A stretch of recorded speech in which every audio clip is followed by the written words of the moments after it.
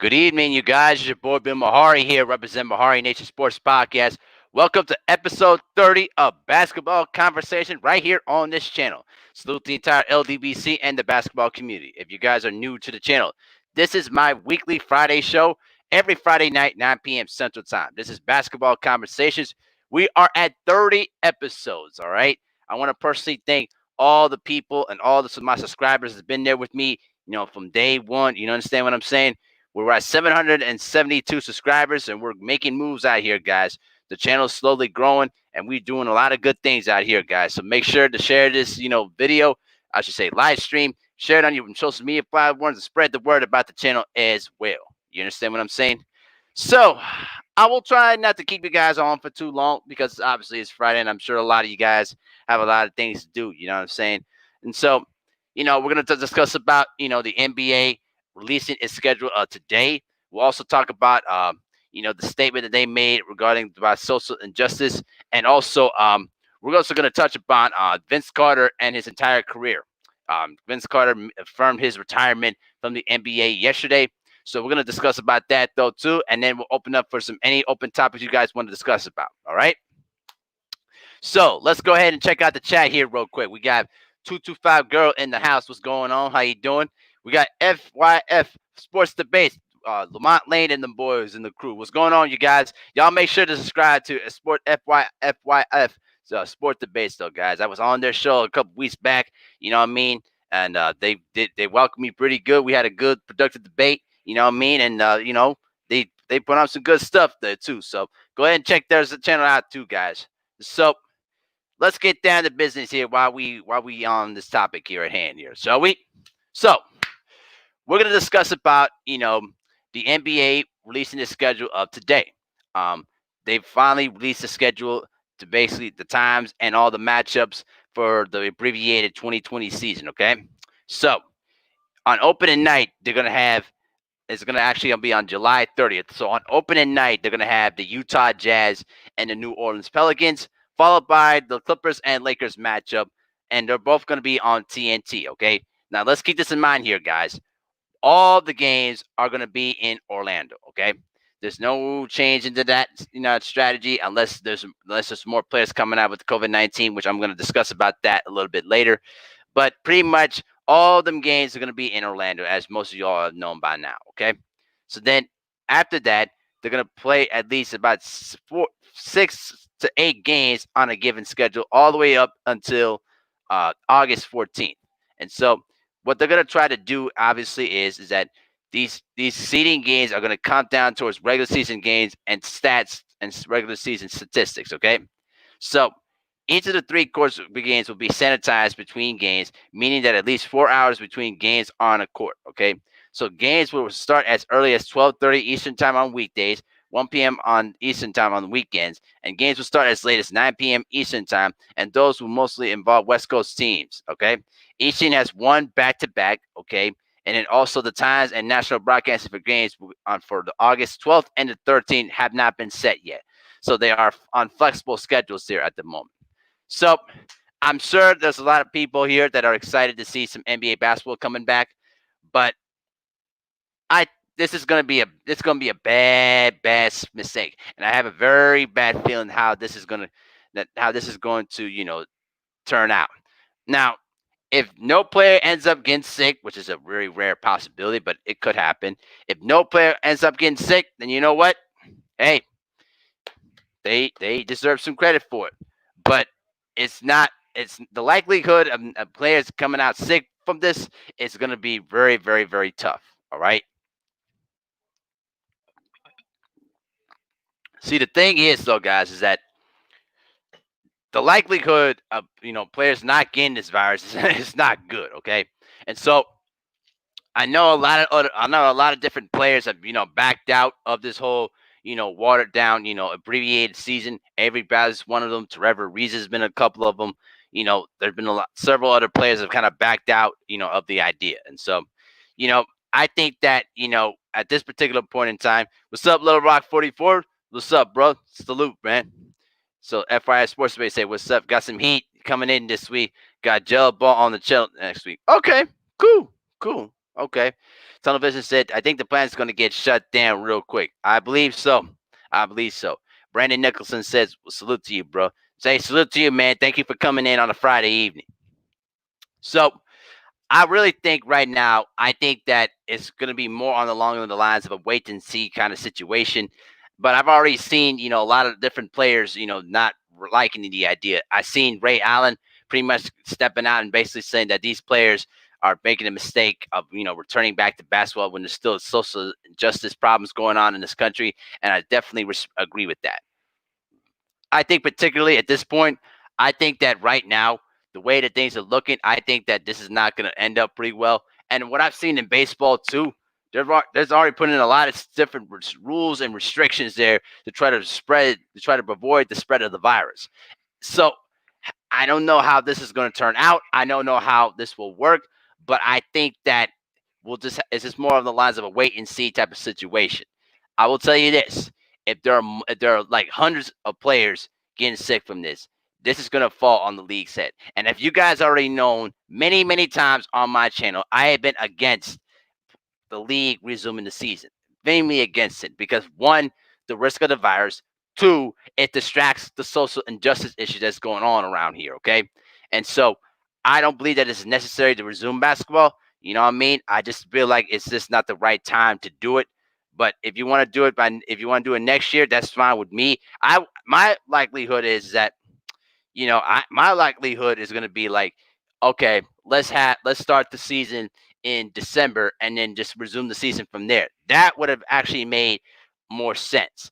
But I don't know. I just think we're just trying to rush to get the season going, just to try to save a couple of millions of dollars. It just did not look good on anybody. Okay, and so it just is what it is though at this point. So let's check out the chat here real quick. We got Lewis Sports Network in the house here too, guys. Make sure to subscribe to Lewis Sports Network, man. He's been putting out monster content too, bro. I actually like the Orlando Magic conversation too.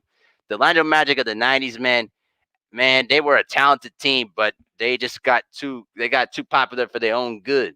And then when they lost, when they lost, you know, when they lost Shaq in free agency, and so it just was not going to make sense. So we'll just basically see how that turns out. So let me check out the chat here real quick. We got Frank Casafomos in the house. What's going on, man? How you doing? Jay Burgall says, so it's okay for baseball to come back? Nope, I don't agree either. Listen, I've been on the fence basically saying sports should not come back for the entire year.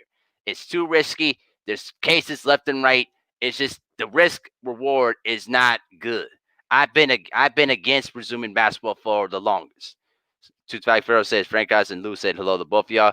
Lewis Sports Network says the NBA and the NBA Players Association finalized the deal, but the hope is the rise of the case and more players to contemplate would have forced players' hands, forced Silver to cancel. Yeah, bro. That I'm gonna touch upon the statement that the NBA released though too, because it was really like, see, I don't know. I just think right now, they're just so more worried about, you know, the players they're more worried about bringing them losing the millions of dollars that they've lost since this league was forced to cancel back in March. And so I think that right now it's more of the lines of a wait and see type of situation. But is right now, if the league sees more players getting sick over this, and let's say the worst case scenario, LeBron James and a lot of the other players get sick, it's gonna look real bad on the league, and it's really gonna be it really, I don't know, man. It's just I don't believe that to be the case. So let me check out the chat real quick, okay? So Lou the Rider Sports, what's going on, bro? How you doing? Brandon Nicholson says your trivia stream was. Oh yeah, the Lewis Sports Network trivia stream was actually really nice, though. I really liked that. I just would have liked that. Okay, so yeah, Frank Guys and foremost, I'm chilling, man. I'm chilling really good. Okay, so FYF Sports Debates, Mr. Lamont Lane says so. Everyone else is wanting to work. If the players at the I'm sorry. If if the players are cool with it, so am I. I'm not cool with that. You know what? To be honest with you, I think the government should have just basically just shut the whole thing down and just basically, supply people with, you know, what was that? What's the word I'm looking for?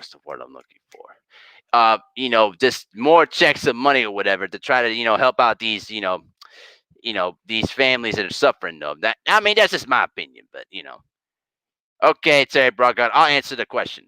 Would the Bulls decide to make the better finals in 97? No, it wouldn't. Because by that time, the Sonics in 97 were basically a distracted team because, listen, the Sonics gave Jim McElvain 6 years and $33 million. And they didn't give Sean Kemp a raise in his contract. Okay, that Sonics team was pretty much good to what they were. So, but the Jazz were just leaps and bounds better than any other team in the West that year. So no, I don't think that would have been a better battle matchup. Utah was close to beating them, to be honest with you. So Lamont Lane said it's not our responsibility to resolve any health risk in this instance. So the government isn't paying people's bills, so we need to push on. I do agree with that. I think that, to be honest with you, I think that it's long on the lines of, people need to do a better job just managing their money and just figuring out what they can't save and what they can't save and what they can save, But let me stick on the subject at hand here. The Mason Taco Tunnel, what's going on, bro? He said the country needs to be shut down again. Open it up when it's completely gone. In a perfect world, I would definitely agree with that. But you know how America is. They need to make their money. They're basically more of a capitalistic country. Look, I don't think it's just not going to happen. People need to get jobs in. People are losing their houses because because they want to, pay off their bills. The bills don't stop. So I know it's tough, man. It's tough, but I think that's not going to happen. So Utah was born in 97. Did you watch that series, Terry Bogard? Did you watch that series? That series was off the chain, bro. Did you watch that series? I don't know, man. I'm starting to question you a little bit. JMJ 2121, what's going on, bro? How you doing, man? What's up, OG? What's up, J Dill? He said Utah was tough. Oh yeah, Utah was tough. Oh yeah, no question about it. No question about it. So let me just get down to the basic point here, and then I'm going to read you guys a statement that the Players Association put out. I think that at this particular point, we're just on the lines of it's a wait and see type of situation. Obviously, there's going to be people that that they're going to feel like they're going to feel like, oh, we need our sports again. I get that, but I believe that sports is distracting people to what is going on in the country, and I think that at this particular point, I think that we just need to be patient right now. I just think that's what it is, though. Ted Brogard said yes. Okay, so why you say it was boring though, bro? Listen, Utah pushed Chicago better than any other team during that championship dynasty. So I don't know what your assessment it is though, my brother, but you know what I'm saying? I don't know, man. Frank Casapomo said, Utah had the loudest crowds. Oh yeah, especially when it came down to their fireworks. Shoot, they were basically literally had to wear earplugs during the introduction of the starting lineups. All Utah did was pick and roll. Okay. See, I'm gonna burn you with this one, okay? You think that Utah just exclusively use pick and roll, okay? Here's the thing, okay? They don't just always use pick and roll. They also do isolation post up with Karl Malone, and then basically had spot up shooters spacing out the floor to let Karl Malone work in the paint. It was just more than just a pick and roll, my brother. Just to let you know. And also, they were a fast breaking team when they were at home. John Stockton and Karl Malone, they ran the wings, and Karl Malone was the fastest power forward during that period of time, man. So I don't know what you're saying. You said name me 7 Jazz players. Oh, okay. Okay, Lamont Lane says if sports can distract you from social and health issues as easily, then it's not important to most people in the first place. Well, I will say this. I will tell you this. I'm not interested in watching the NBA at this point because listen, even if whoever wins the championship out of this abbreviated season, it's not gonna mean jack because nobody's gonna take that champion seriously. So at the end of the day, I'm just not sold that this is gonna work out well. But you know what? If they're able to make this work without no cases, if they're able to limit the spread of the virus towards its players, then you know what? I was wrong, and they were right. I will gladly admit and say that. But I just don't believe this is going to work. But we'll see. We'll just see about that. But now let me switch subjects just a little bit, okay? So you guys know that Kyrie Irving and pretty much some of the guys in the players union pretty much trying to force out the issue of a social injustice here, okay? And so basically, last Wednesday, the league and the Players Association met to discuss the steps necessary to take on the combating systematic racism and promote social justice. Okay, so I'm gonna read you guys a statement that was basically released on NBA.com here. Okay, so here's what happened. Okay, NBA Commissioner David Stern and Deputy Commissioner Operating Chief Officer Mark Tanham, and basically the Chief Diversity and Exclusion Officer Order Stewart, and other league officials met with the NBA Players Executive Director Michelle Roberts, Chris Paul, Andre Iguodala, and also Kyrie Irving and several other players to further advance the league's collective response to the social justice issues in our country. This meeting was part of an ongoing discussion between the NBA and the Players Association to address the game's role in facilitating solutions to the persistent inequities plaguing the Black community. The NBA and the Players Association are both committed to fostering an environment that encourages candid conversations between players and league and team leadership and finding tangible and sustainable ways to address racial inequality across the country. The group met yesterday, agreed in principle that the goal of the season to restart in Orlando will be to be taking a collective action to combat systemic racism and promote social justice. Conversations also include strategies to increase Black representation across the NBA and its teams, ensure greater conclusion of Black-owned and operated businesses across NBA business activities, and form an NBA foundation to expand educational and economic development opportunities across the Black community. Okay. While specific plans were not finalized, there was a broad alignment about the direction and priorities of the efforts, especially with regards to supporting players' activism and leadership. In recognition that long term change can only come from an important and sustainable commitment, and conversation regarding these efforts will be ongoing, and additional details will be released later at a later time. So, I'm not going to read too much into this, though, but you guys get the point, okay? Here's the point there, guys. Okay, here's the point. Okay, I think right now, I think that Terry Brogard sit on the stance in the '97 finals between the rematch. Okay, okay, Terry, put your reason in the chat why you think the rematch of Seattle and Chicago would have been better, and I'll address it a little bit later. But here's the thing. Okay, I think that what the NBA and the Players Association are doing is really a good thing. I think that they understand right now that this issue is bigger than just basketball. I'm still in disagreement about resuming basketball, but that's just my opinion. But I think that what is going on is that they're opening up dialogue and discussing these issues there. And the big difference that I see in the NBA, which is a major difference against the NFL, is that the NBA treats its players like they're real business partners. They treat their players and respect the players and their perspective and where they're coming from. Unlike the NFL, that basically was 2 to 3 years late on the whole social justice issue when it came down to Colin Kaepernick, and you saw what the NFL's response is, and now they're trying to play catch-up ball because they recognize they made a mistake. So I salute the NBA for what they're trying to do and trying to create a solution to this. I just think right now, I think that you could make a bigger impact by not, by not just playing basketball, but basically attacking a lot of the issues at hand here. Bringing in different Black people in key areas, in key spots in organizations and franchises. You know what I mean? I think that would be a good step to take. And so what Chris Paul basically said, and to shed light on the issue, this is what he had to say. So I'm going to read this from ScotchVoice.com. This is what Chris Paul had to say.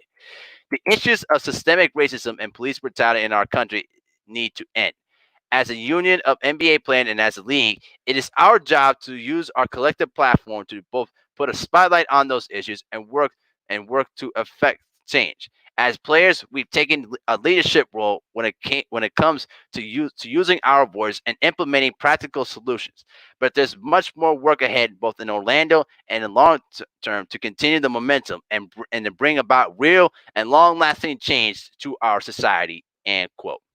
So I think that right now there's beginning more open dialogue to those issues at hand here. I think that right now, I think that I think that right now there's been more open dialogue about this. What I'm interested to see what kind of definitive plan that they're going to implement in to try to combat this. So I don't know. We'll see. We'll see what they have to say about this. Let me check out the chat here real quick. So, hey, Mr. Big Chest, that's the homie, Mr. Big Chest. Salute, bro. Salute, my man. Hey, hey, you dropped that link. Hey, you dropped that link. Oh, you want me to drop a link though, Lou the Writer Sports? Let me know if you want to. Let me know if you want me to drop in the link. But let me address the whole argument here about Seattle and Chicago in a rematch. Okay, let's just put this thing here. Okay, let's just put it like this though. Okay, Seattle by that time was pretty much they are what they were, okay? And Sean Kemp was distracted because he felt like he should have gotten a raise in his contract, okay? And then like I said, you gave a bum center Jim McElvain 6 years and $33 million. How do you think Sean Kemp was supposed to take it, huh? Come on, you guys, let's be real about this. I think the logic about that rematch was not going to work because by that time they were not as sound. They were not as as committed to themselves defensively on that side of the ball as they were back in '96 when they were the second best defense in the NBA. So I don't listen, Terry Bogard. I'd heavily disagree with your assessment. I think Utah made things a lot more interesting, and they actually countered what the Sonics was able to get them, and they beat them 2 out of 3 times in the regular season. So I don't know, man. It's you got to be crazy on that. Now let's talk about Vince Carter here. So now Jay Dill asked the question: Sean Kemp versus Vince Carter, who was a better game dunker? I say Carter would win the dunk contest. I don't know about the dunk. I don't know about in the game dunking. Well, I will put it like this, okay? I would say that Sean Kemp had those monster dunks that were just vicious dunks. They were just vicious dunks that lit the crowd up. But if you want to talk about showmanship dunks that had a lot of creativity to it and it was just fluid, Vince Carter had that down to a complete science. But let's not forget, Sean Kemp was pretty much in the semifinals and finals of the dunk contest in '91 and in '94. He had some really, excellent dunks at that time. You know what I mean? His dunks were just vicious. So, Eric Ocasio, what's going on, bro? A lot of people think that Kemp got robbed against D Brown in that dunk contest. I do agree. I think D Brown had like an interesting dunk when he basically did the blindfold dunk, but it wasn't really that great of a dunk, to be honest with you. I think that Sean Kemp had the better looking dunks. He deserved to win that one. I think 91 and 94 could have been the best ones for him to win it.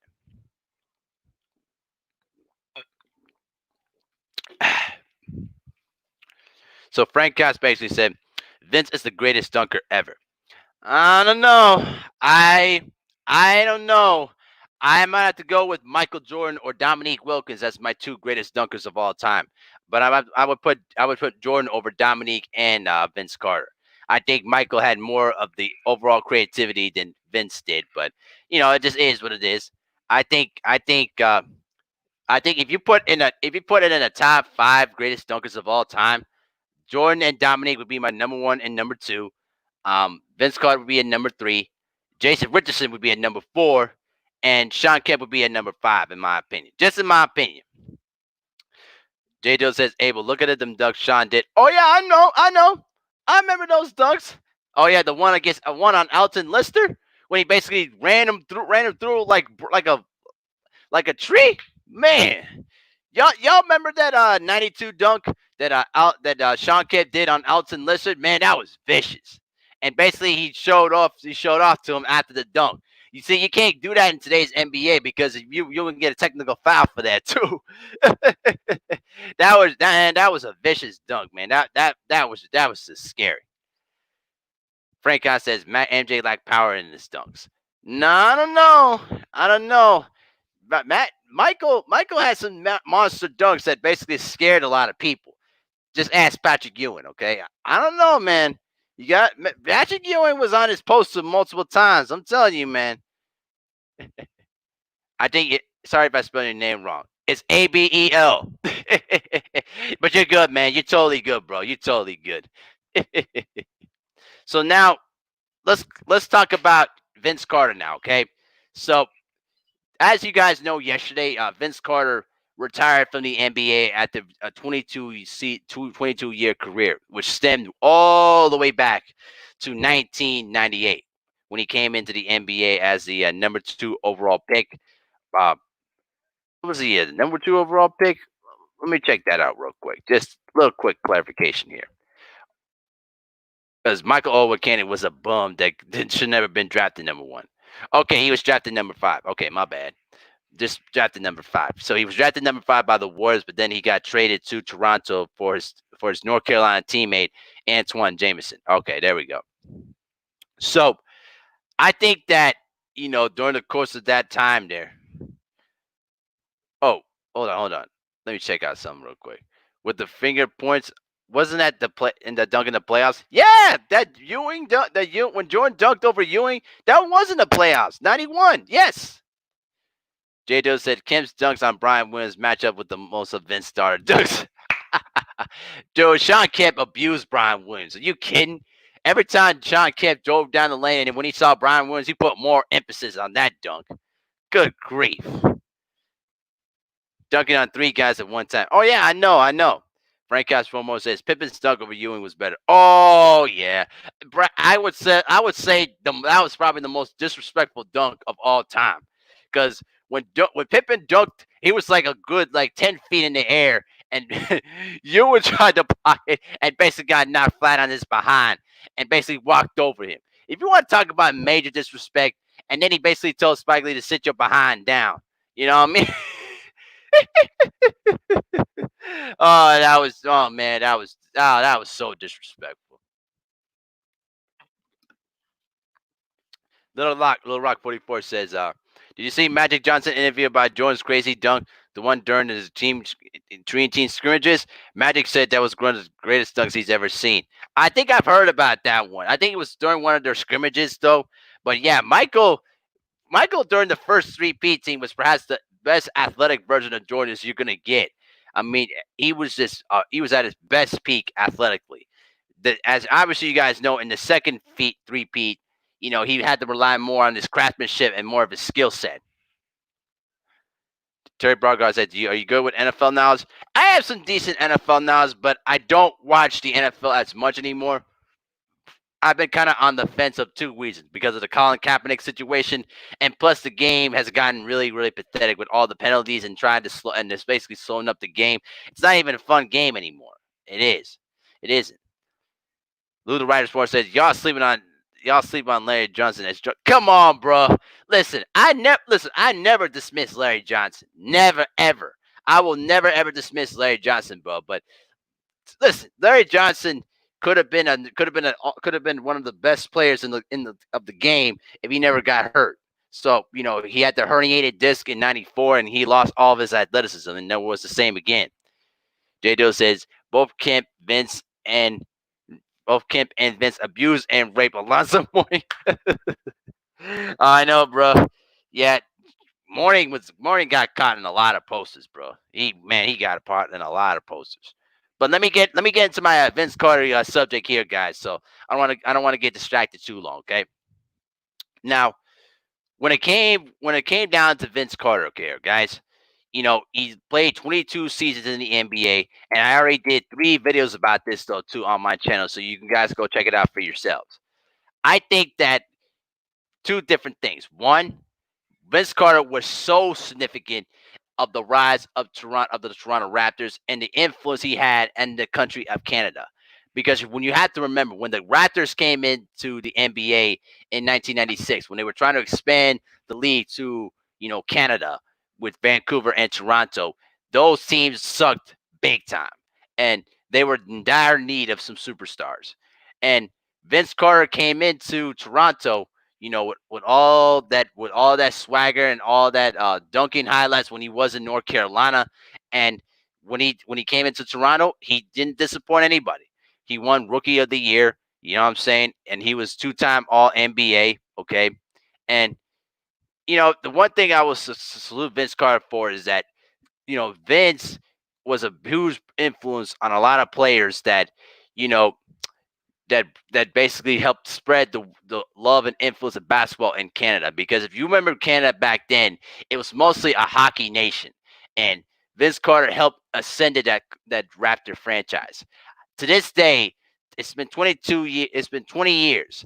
To this day, the slam dunk contest back in 2000 in Oakland is still to this day the greatest performance I have ever seen.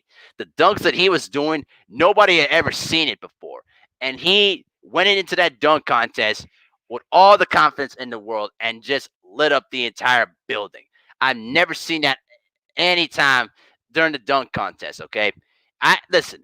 Michael had great moments in the dunk contest, but what Vince did that night in Oakland, it was unbelievable. And I remember watching that when I was probably 2000 was 7 to 8 years old, and it was just the most unbelievable performance I have ever seen. You know what I'm saying? But my issue with Vince Carter is this, okay? And the videos that I did before, and I took a lot of beating from a lot of different people that say that Vince Carter is a Hall of Famer. I did 3 videos about Vince Carter. 2 of them I said that why Vince Carter is not a Hall of Famer. Okay, Eric Ocasio say, was Damian Stoudemire the starting point guard in Toronto when Vince got there? No, not really. He actually got traded to Portland by, I think it was like around 96, 97, or 98. I think it was around 98 when he got traded to Portland for Kenny Anderson. But Kenny didn't want to play in Toronto, so he basically didn't report to the team and got released after the trade. So it is what it is. Oh, look who it is, Miss Tay Tay Brown. Hey, beautiful. Hey, I'm the only person in this chat that can say Tay Tay Brown. You know what it is, Tay Tay. You know what it is. Listen, are you still up? Are you still a little heated about what I said last night? Come on, Tay Tay. You know I love messing around with you. You know it's all fun and games.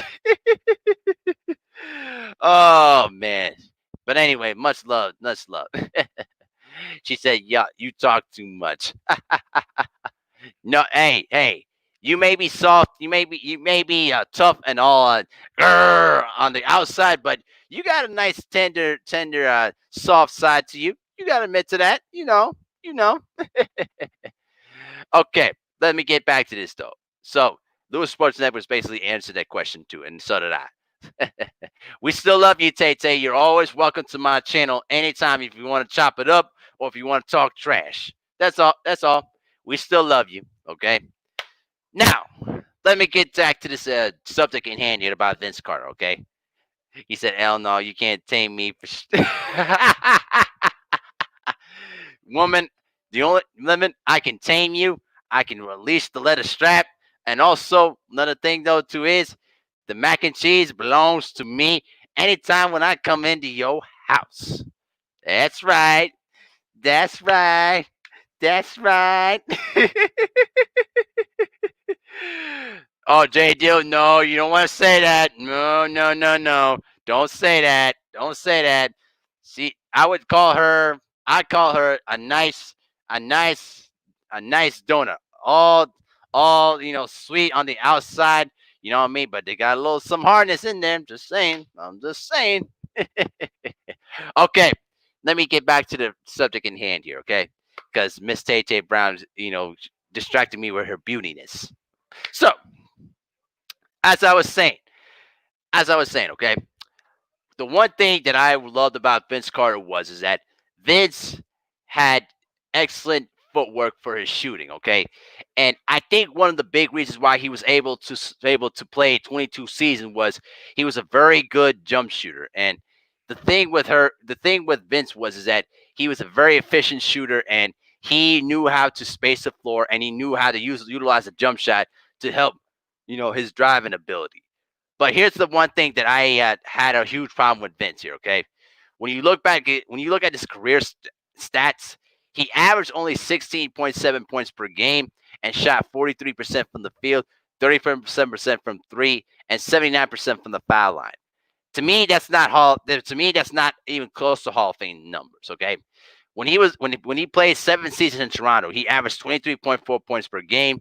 Okay, he basically shot at least 44% from the field, and from 3-point range, he shot at least 38% from 3-point range. Okay, now he wasn't really the most effective shooter, but you know I would say that Vince Carter was an excellent high volume scorer. Okay, and look who decided to come in this mug.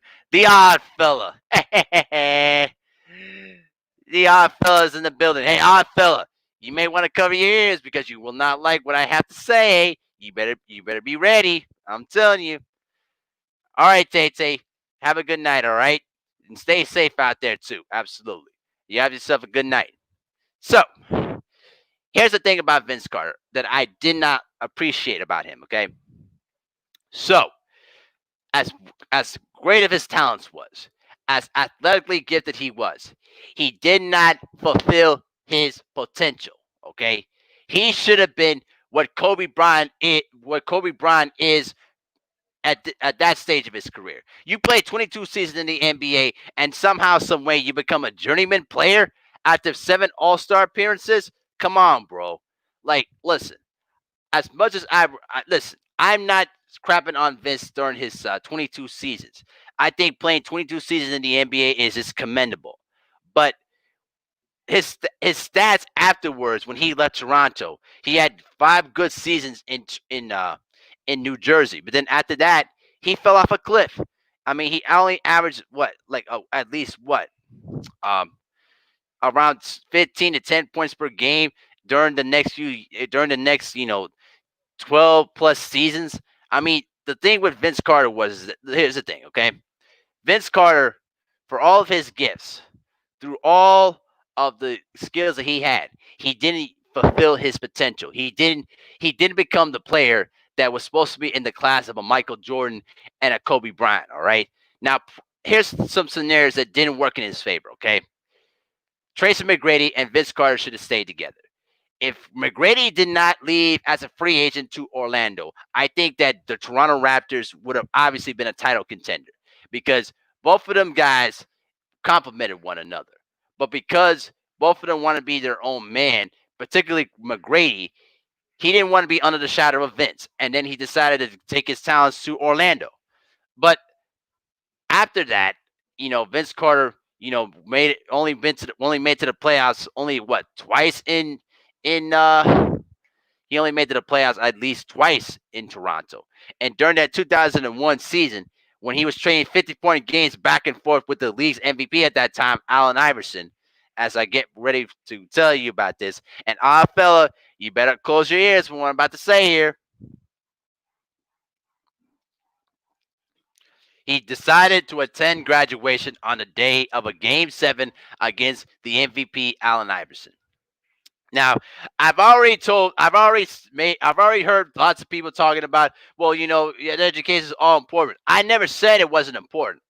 I had no problem with Vince Carter was doing because listen, not many players in the NBA have college degrees. They don't think about what their post life is going to be, and I salute Vince Carter greatly for what he did. Okay, but the ethics were not right. Okay, he if he decided to skip his graduation and prepare for the biggest game in Toronto Raptor history at the time, then if he had a bad game, but basically did everything he could to win it, I had no problem with that. But he went to a graduation ceremony and neglected his teammates to prepare for Game 7 that could have got them to the Eastern Conference Finals. And who knows, maybe they would have gotten to the NBA Finals. We don't know. But he decided to attend graduation on the day of a Game 7 and did not perform well. And particularly on that last possession, when he decided, when basically he had the ball on the corner, was Tyrone Hill up in the air. He could have easily take one dribble and take a balanced jump shot, but he took it off balance fadeaway and it missed it completely off the back of the rim. Series over, season over. And that was the only time in Toronto history before they won the title in 2019 that they were even sniffing close to a conference final. And then after that, the team fell off a cliff. Carter got hurt, which made me question about his commitment to basically being durable as a player. Because for him, see, the thing with Vince Carter was that the first 3 years in the NBA, let's look at it this way, okay? He played 50 games in his rookie year, all 82 games in his second year, 75 games in his third year, and then afterwards, 60 games into that 2002 season, he was shut down for the year because of a knee injury. All right. And then 03, he only played 43 games. And so, which really leads to the question of how committed he was to trying to keep himself in shape. And the other thing too is that Carter didn't have that grit. He didn't have that edge to him to be great. When we think about Michael Jordan and Kobe Bryant, what do we think about those two players? We think of that edge, that dog in them to not just improve themselves, but to push their teammates to another level to play beyond their capabilities. That's what made them great, and that's what resulted in their championships. Unfortunately, Vince Carter was too nice to a fault. He didn't have that mean streak, that edge to him that pushed his teammates beyond their level. And it really was show because I remember one time, when Charles Oakley saw that he got outscored by the Knicks in the 2001 playoffs. And Charles Oakley had to basically go up to Vince and say, hey, be a man, take over the team. And it's like, bro, do you really need an old veteran like a Charles Oakley to tell you got to step up? A guy that has actually played with Michael Jordan, Patrick Ewing, he's played with Hall of Famers, so he knows. You're not fooling him, okay? So I think that when you look back in his career, does he warrant some Hall of Fame in consideration? Yes, I agree with that. Is he a Hall of Famer? To me, no, because it was potential that was basically unfulfilled. All right. Sure, he played 22 seasons, but was he really effective in those back half of his career? Let's be real, guys. Stop thinking of Vince Carter of what he was back in Toronto and New Jersey. Look at the whole body of work and his resume, okay? That's what the Hall of Fame is all about. I look at your body of work, what you did throughout your career. Were you consistent? Did you play up to your capability? Did you fulfill your potential when you came into basketball? And Kobe Bryant did that and then some, okay? And LeBron did that too. That's why they're both going into the Hall of Fame. But unfortunately, Vince Carter, as great as he was, as good as he was as a player, he was a good all-star, but that's where it ends. He was an all-star quality player, but he wasn't a superstar. He wasn't an elite player that you could take your team to the promised land. He just did not have some of the features there to get your team over the hump. Now, it didn't help that the Raptors didn't do him no favors by putting talent around him, and I felt that the Raptors organization screwed him at every turn. That I definitely agree with. But Carter flat out admitted during the John Thompson interview that when he basically said, when John Thompson asked, and quote, did you feel like Vince Carter fulfilled his talent and pushed himself hard enough to be great? And Vince Carter said out of his list in recent years, no. It's just that he was blessed enough that I was blessed enough to have the talent that he had. Really? See, to me, that's just basically what it was. Vince Carter right there. That interview basically told me enough about what this dude was. That's why people didn't saw him as a great player. And even Michael Jordan said that Vince Carter didn't play no defense. So, what do you want me to say? What you really want me to say? So I took a lot of heat from a lot of people like Oddfell that basically trying to say that, oh yeah, Vince Carter belongs in the Hall of Fame for what he did in Toronto. Bro, yes, he was important for Toronto. I'm not disagreeing with that, but listen, this is not about influence. This is not about what you did, what your impact, what your influence off the court. This is about what you did, your accomplishments. Do your accomplishments duplicate what you represented in basketball? And unfortunately, Vince Carter fell short off of that cliff. All right, I'm telling you this straight up from the honesty that I have. All right, so let me go ahead and check out this chat real quick, okay? So, 225 Girl says, I remember Vince Carter caught flack for not giving up his spot to Jordan during his last run in '03. Yeah, that too. I didn't like the fact of how he decided to give up the spot in the last minute. You know, I think that the fans were just being petty at that time because they wanted to see Jordan play in his final All-Star game, but it could have been managed a lot better. But sometimes the media likes to play, controversial games. So, I'm not going to put too much on Carter on that one. J-Deal said, I'm from the Chi-Town, and no, he didn't transcend the NBA better than Chicago, okay? So, Eric Cosa said, that kill mentality and Lakers focus. Right, exactly. Louis Sports would say he didn't have that competitive grit to great individually and push their teammates. Exactly. That's the problem here, guys. This is what we're talking about. Stop thinking about what he did off the court. Think about all the stuff he did on the court. All right.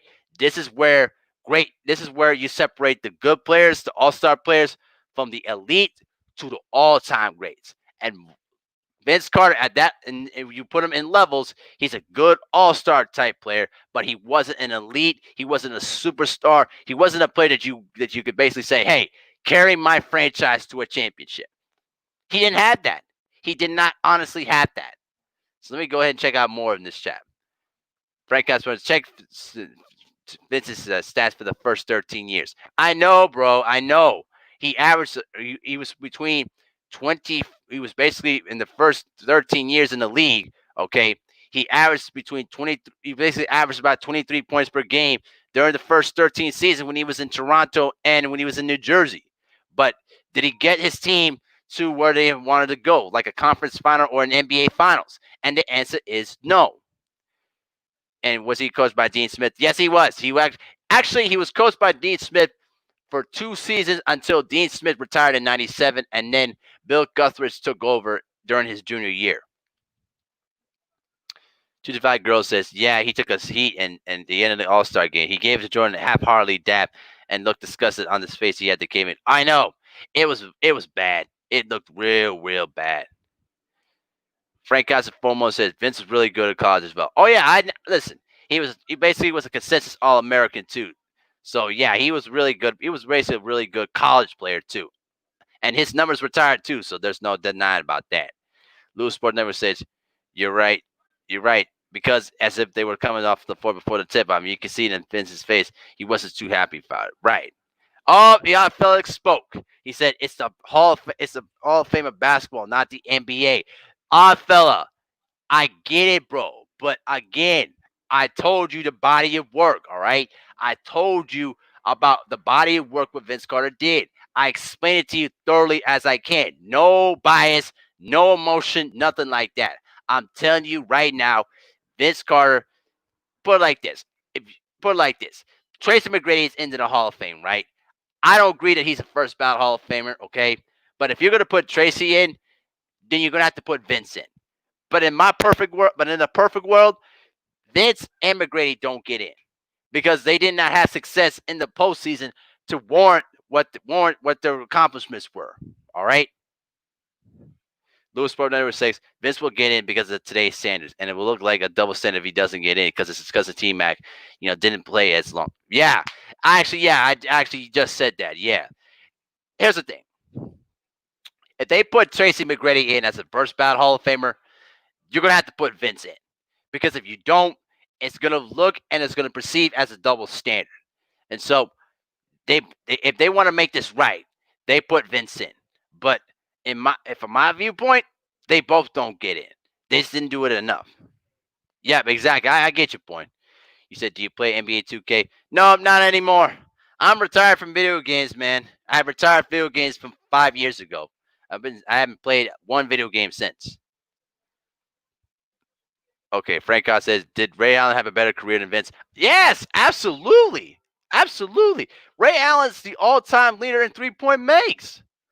He's the all-time leader in three-point makes.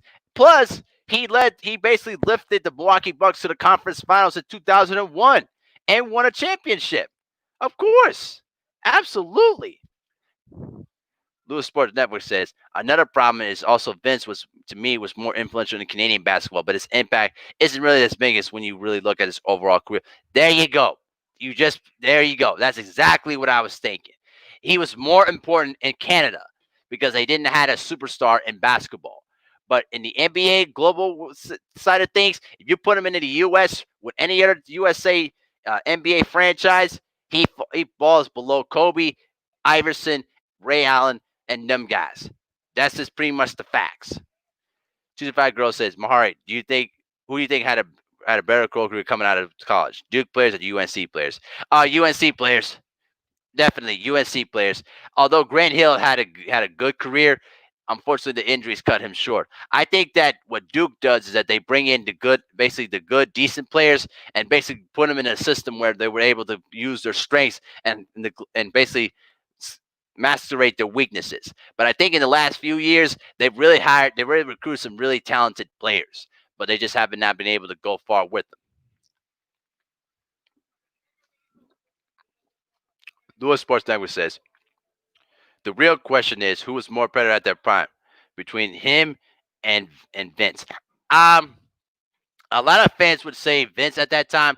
I would give you the case that Ray Allen was better at that time than Vince was because of the fact that Ray Allen was not just a shooter. He was also a good slasher. He could basically take it to the basket.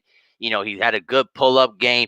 He had a better quality game than Vince Carter did. You know what I mean? Even though Vince Carter beats Ray in athletic ability, but Ray Allen had much more of the effective game than Vince did, in my opinion, at least. 25 feels like, well, the GOAT is from UNC, and the UNC players have more championships. That is true. He said, what's wrong with sports video games? I never said there was anything wrong with sports games. I said that, I'm retired from video games because, I haven't played them in a long time. It's just not my thing. Now the odd fella has spoken. He said, multiple MVP Steve Nash, you're playing yourself. Listen, did Vince Carter win an MVP, odd fella? No, he didn't. All right. Did he ever lead up to a conference final in Toronto? No, he didn't. So cut it out, odd fella. I know. Listen. I get it, bro. You from Canada. You revere Vince Carter. I get it. I have no problem with that. No beef with that. But I'm breaking down the resume and what he did in his career. All right. Let's stop. We gotta stop acting on emotion here. Okay. You know what it is, though, my brother. Louis Portner say, Mario Mammoth said, I meant T-Mac and Vince, no Ray Allen. To me, Ray Allen was overall better. Oh, yeah. Okay. Um, Great question. I think that, in terms of longevity, Vince Carter had the better overall, longevity. I think that McGrady was a much more explosive scorer than Vince was. Plus, Tracy McGrady did won a scoring title too. So I think that McGrady was a better overall player than Vince was, in my opinion. Luda Rider Sports says Chris Webber should get in before Vince Carter. That I definitely agree. I especially agree with that. Chris Webber, wherever team he went to, his teams always won. He was able to make the playoffs with. Plus, he helped lead that Sacramento franchise to the Western Conference Finals, and they were a game away from going to the NBA Finals. That is an absolute fact. Great point. Absolutely great point. 2-5 Girls said, agreed, and honestly, it's always been biased towards Carolina Blue because that's just my high school color.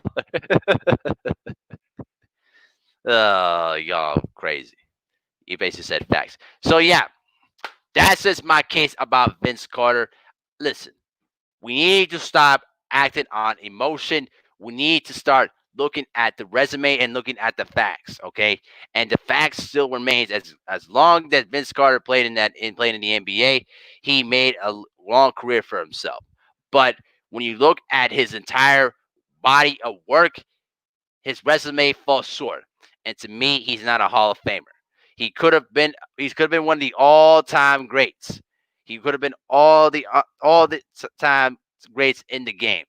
But he didn't have that grit. He didn't have that hunger, that determination to be great. That's what basically followed him off the cliff in terms of the category of what the Jordan and the Kobe's were back in them day. That's why Michael revered the Kobe more than he revered the Vince. And pretty much everyone that knows basketball, they will tell you exactly what I'm talking about. All right. Frank guy says, "Wait a minute, timeout." Come on, bro. Listen. Leave Chris alone, bro. The man moved on for that one mistake, bro. And if you watch the Fat Five documentary, it was not entirely his fault. So that just is what it is. Louis Brockhart said Mark Price should be in the Hall of Fame. I agree with that, but I don't know. His resume does fall short in terms of Hall of Fame status, but Mark Price could shoot it and light it up better than anybody, and was the first point guard to basically use the splitting of the pick and roll and try to blitz against the double team. That right there was a huge impact to the game that a lot of the point guards you see today utilize effectively. They took it and made it completely better. So yeah, his impact was great, but Hall of Fame, no, I think he falls short in that category. But yeah, that's pretty much it for tonight, though, guys. But it was really a fun night to discuss it up, though, too, guys. But I'm gonna go ahead and shut it down for the night, though, guys. But I want to thank y'all for tuning in to the show tonight. It was really really fantastic. Y'all were lit it up, though. Y'all were bringing up good topics, though, too, guys, and bringing up interesting conversations. Make sure to hit this like button on the way out there, too. And also, if you want to donate any money to the value of this channel, I also posted the PayPal and Cash App links underneath the description box if you want to donate anything, though, too, guys. But make sure to hit the like button on the way out, too, and make sure to share the live stream on your social media platforms, and please spread the word about the channel, too, as well. But that's going to be the conclusion of another episode of Basketball Conversations, though, guys. You guys were great. I appreciate all the love and support, though, guys. But, it was a really, really great stream tonight, though, guys. But make sure y'all stay safe out there. Enjoy your weekend, though, man, and stay out of trouble, though, too. So, this is Abir Mahari, represent MehariNation Sports Podcast for Basketball Conversations. Much love to the entire LDBC, and we out. Have a good night, you guys.